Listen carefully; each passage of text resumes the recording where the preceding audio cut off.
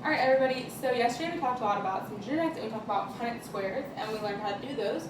And so I want you to take out your notes on Punnett squares and I want to go over an example with you on Punnett squares, and then I'm going to give you an example to try with a new method or trick that we're going to talk about today. Okay? So we're going to cross two heterozygous parents. So big B little b by big B little b. And so the big B is brown hair, so the dominant trait is brown hair. And the recessive gene is red hair. Alright, so we know our outcomes could be two big B's, the big B and a little b, and two little b's. So those would be the homozygous and that would be the heterozygous.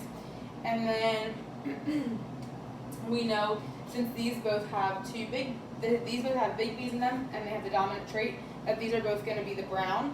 So I want you to take your colored pencils that you have on your desk and I want you to circle them brown.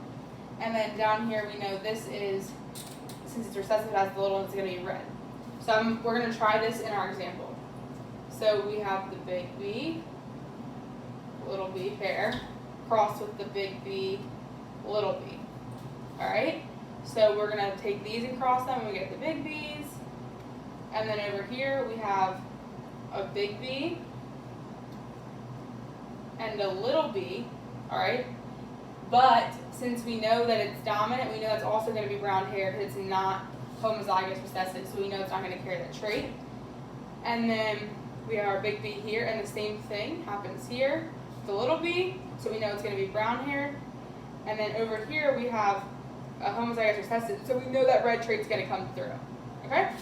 So I want us to use our color to do this. So this was one example, but I want you guys to go on your own. I want you to cross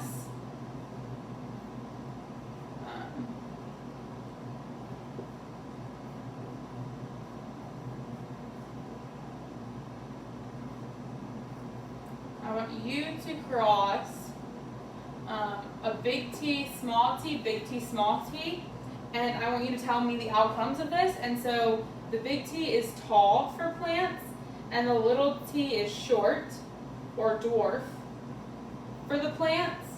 And I want you to use the color coding method with whatever colors you see fit to solve this Punnett square down here.